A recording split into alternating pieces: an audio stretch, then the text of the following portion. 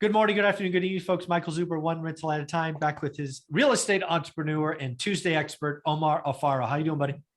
Good. What's up, Michael? What's up, everybody? Hey, man, something we touched on really briefly in video number 2 was Airbnb. And we touched on it really from the context of I'm concerned about all the newbie investors kind of running that direction.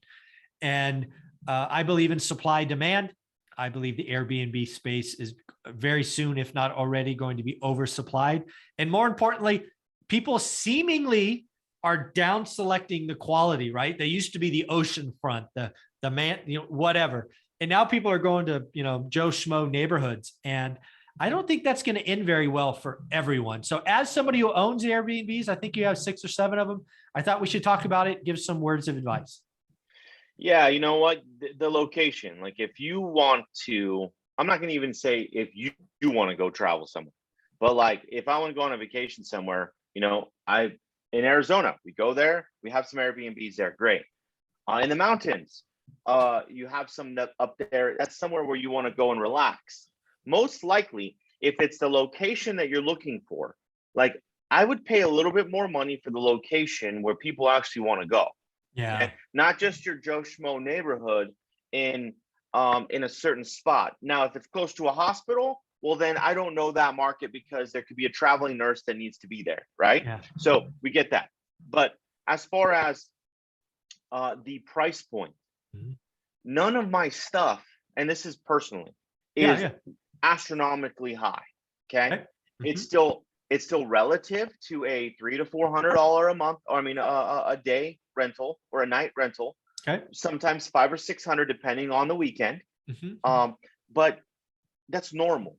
Okay. There's a big difference because if you can go to a hotel and you pay $250 for a hotel for the night, or 200, well, $100 more, you get a full house. Right.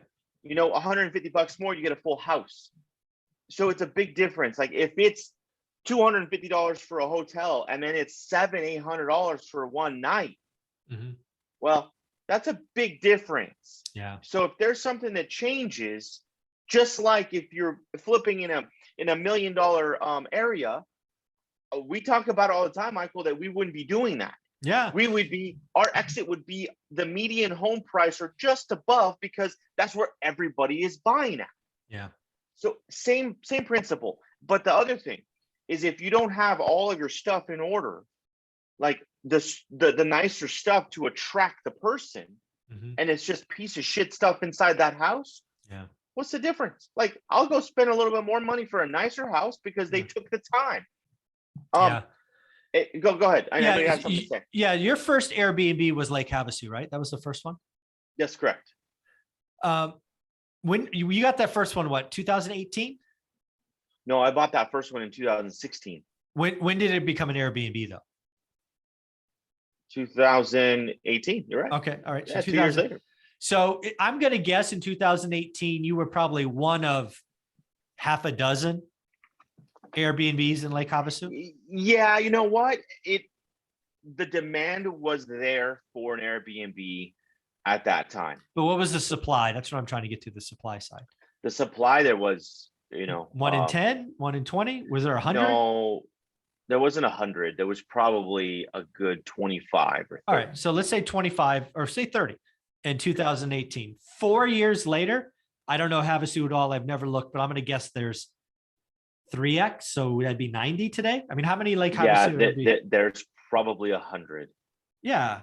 Yeah. So that's what I'm talking about, folks.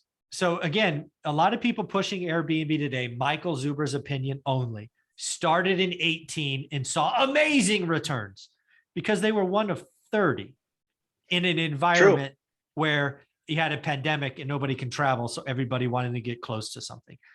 Now Airbnb is being sold as the quickest way to wealth and this, that, the other thing, and daily blah, blah, blah, blah, blah.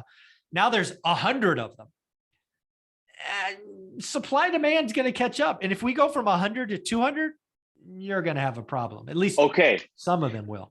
Yeah. Yes. And as far as Havasu, well, the desire and the demand is there that everybody's leaving to go there. So the other thing is family members that go to live there, they have other family that's coming in to visit. Okay, as the population increases, Ah, and this is only for Havasu because sure. there's a lake, Yeah. there's things to do, and it's actually not California. Yeah. Okay, so and it's red. So Yeah. the other thing is people go there, right? Yeah. And I thought there was going to be a slowdown as well. Yeah. But we have 3 that are active, Yeah. and they're booked because there's not enough. There's no hotels. Yeah. See, that's a good thing. That's a very good No point, right? hotels. Yeah. There's not the big dominant hotel, which you're doing the cost benefit on, right? But again, back to Lake Havasu. So there will always be units there that do great. It's the best of the best, the lakefront or close to the water. I don't know if they have lakefront, but whatever. But even in Lake Havasu, supply demand will eventually catch up, right? Yes, it will. If you go from 100, which was triple 30, to 300 this time next year, because everybody thinks Airbnb, worst case, even if they stay all booked, your price point's going to go down. Supply and demand is undefeated. 100%. And you know what, though? The one thing that I will tell you, Michael, when I bought the 2 properties in that same month in July of 2020, yeah, I paid 7 for them. Okay. Woo! But 7 each or 7 total? No, 7 each. Oh, and geez. Pool, 4 bedrooms, just beautiful houses, right? Ocean, I mean, lake view, everything. Right. Yeah. That same house right now, for you to get that to purchase it, is 1-1. 1-1, 1-2 all day. Right. Yeah. So what I want to say about that is, again, not only do you have lots of equity and all of that, but you have the ability, given your purchase price, to lower rents or dailies 100%. and be profitable versus somebody coming in paying 1-2 today, having to furnish it, and suddenly their break even is higher. Exactly. Why? They're little cash cow.